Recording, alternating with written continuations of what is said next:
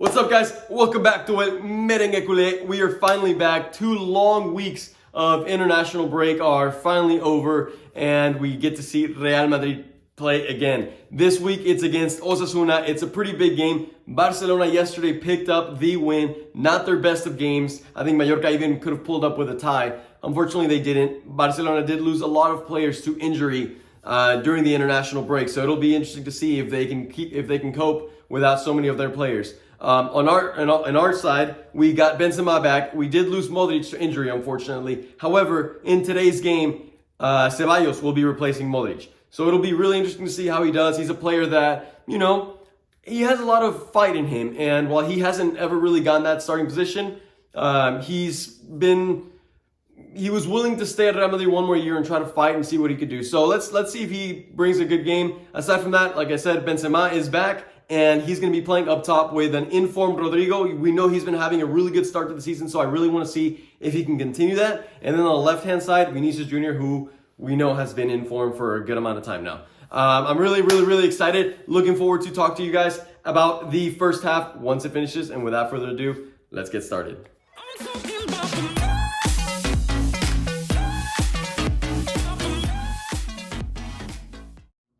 Alright guys, we're back from the first half. So far, it's a 1-0. Now, for those of you guys that have watched it, I'm sure we can all agree that this has not been the greatest of first halves. I think in the grand scheme of things, Real Madrid started off really good. Those first 15 minutes, I felt like they were moving the ball very fast, keeping a lot of the possession, a lot of off-the-ball movement, which if you guys remember from previous seasons, that is always one thing that I always criticize the team for.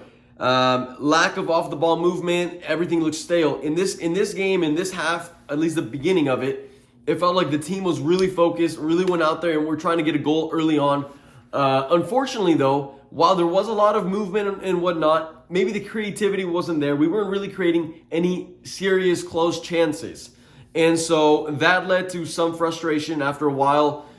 You could see the team's intensity kind of went down a little bit, and then whenever they did have the ball moving forward, they weren't being as precise with their passes. So that led to a lot of ball losses, and then that would lead to counterattacks for Osasuna. And as the game progressed, it kind of felt like, yes, Real Madrid had the ball most of the time, yet Osasuna had the majority of the chances, and that's because we were losing the ball, and Osasuna was finding a lot of spaces to counterattack. Main guy that has worried me and has caused an impression in me this game for Osasuna is Abde. The ex-Barcelona player, we all know that he played a decent amount of games with Barcelona at the beginning of last season because they really didn't have many players with all their injuries and players that left. So Abde kind of stepped up, and then at the end of the season ended up getting sold or loaned out, whatever, to Osasuna to actually, continue playing. And honestly, I mean, he's having a pretty decent game. Aside from his dribbling being really good and his movement passing, his shot has kind of let him off. But with that being said, Real Madrid is conceding way too many chances for Osasuna.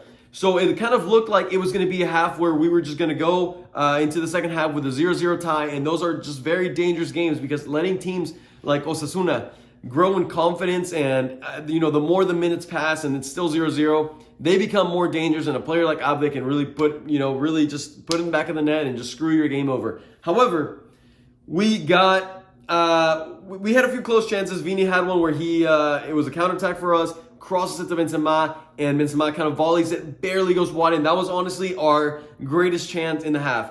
However, just in those final dying moments, minute 42, Vini gets the ball off an Alaba pass and puts in the cross for either Rudiger or Karim Benzema, both of them in an offsides position, and actually his cross has too much curve in it and ends up bouncing right in front of the goalie and goes into the net. Completely out of nowhere, unexpected, even for the goalie, obviously. And then there was a little bit of a controversy whether there was going to be a goal or not because they even had to check it in VAR to make sure that it wasn't offsides and that no one touched it. It was honestly a really weird goal. Like I was watching, puts in the cross, and out of nowhere, I see like the net move, and I'm like, oh my god, that actually went in. So yeah, they went and checked to make sure that Rudiger didn't touch it. Or that he didn't obstruct the goalie's vision or anything, because like I said, the goalie just didn't even react. It was very odd. And then they made sure that, Rudiger was not in the way or anything like that. He kind of reached for it, but it was nowhere near the ball. So, goal counts, 1-0, another goal for Vini, 5th in the season. Once again, having a really good start to the season. Before ending this half, I do want to talk a little bit about individual performances. Vini's overall performance, I feel like his dribbling isn't very on point. He's having the defenders are getting tackles on him constantly and kind of kicking the ball away. His shooting has been also imprecise. I mean, shoot, that was whenever he does try to shoot at this game, it goes off or it goes right to the goalie. And then whenever he doesn't try to shoot it, he scores. So maybe he should not try as hard. I don't know. I'm just kidding. So yeah, Vini had a chance where he shot it straight to the goalie when he could have easily put that one away. So he needs to kind of focus a little bit more in those instances. Benzema has been a little bit quiet. I know he's coming back from injury, quiet and just not participating in the play very much. So we'll have to see. Ceballos has had an okay game. I mean, not really any mistakes, only whenever he got that yellow card, which is really the main negative for his game so far. We'll see if he gets taken out for Valverde. Not a bad game, has helped with the ball transition and whatnot. So we'll kind of see. Oh, and I did forget to mention that Lunin was playing. So far, he's got a pretty good game. Not too many shots on target for him, but when he's done good whenever needed. All right, guys. With that being said, let's hope the second half is maybe a little more exciting, many more chances created, that we stay more solid in defense. That's one of the main keys. Stop conceding as many counterattacks, and then hopefully see this game out, get the W, and on to the next one. I'll see y'all at the end of the game. All right, guys, game's done. Disappointing tie, 1-1 against Osasuna with a missed penalty, some poor communication and defending, and then it cuts our win streak that we had. Remember that we had won every single game this season, all 9 games we had played, and we were 3 victories away from beating that record, which is gone now, unfortunately.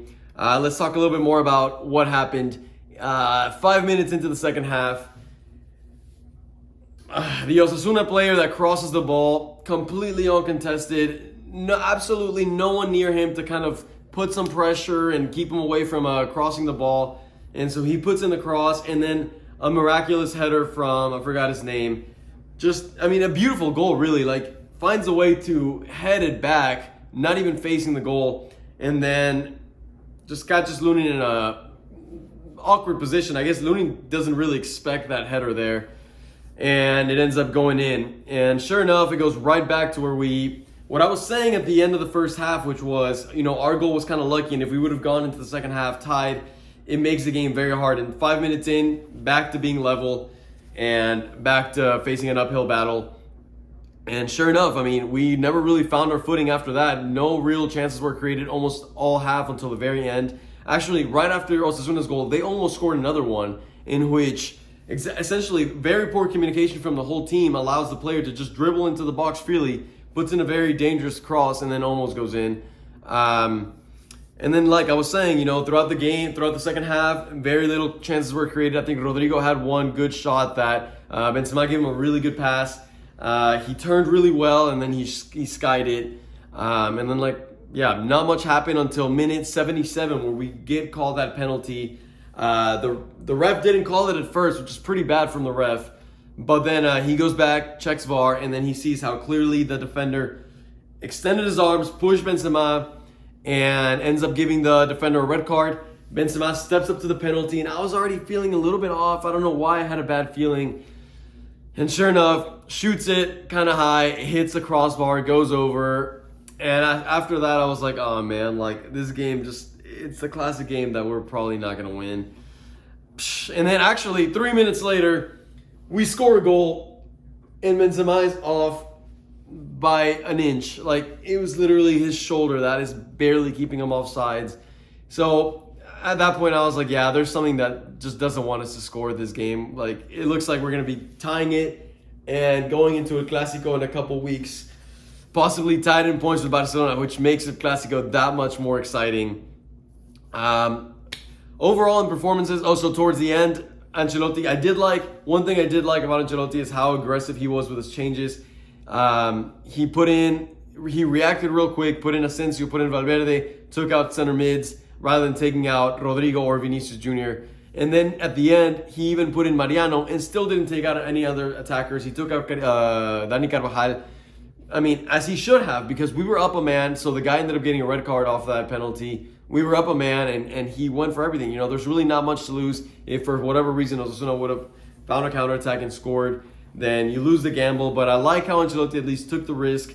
And man, overall, I have this adding on to the tie, this bittersweet taste, or not even sweet, just this bitter taste that we have not kept a single clean sheet this whole season in La Liga. This whole season, every single game, we have conceded a goal. So defensively, the team needs to improve. Like I said, throughout the game, too many easy chances were given to Osasuna. So we need to fix that. And we have a really tough calendar coming up in terms of frequency of games. You know, not that many big teams other than the Clásico, but frequency of games. So the team is going to have to really lock it down. This is going to be a really important month for La Liga title. So with that being said, guys, let me know what you thought down below in the comments. Who was your man of the match? I think, if I have to pick someone from Real Madrid, I guess it'll have to be Vini. I mean, towards the end of the game, he was really active, trying to put in crosses, trying to get a goal. He had a shot that almost went in towards the end too. So I'll name Vini my man of the match of the game for Real Madrid. Let me know down in the comments. For now, make sure you smash the like buttons, subscribe, and as always, I'll see you at the next time.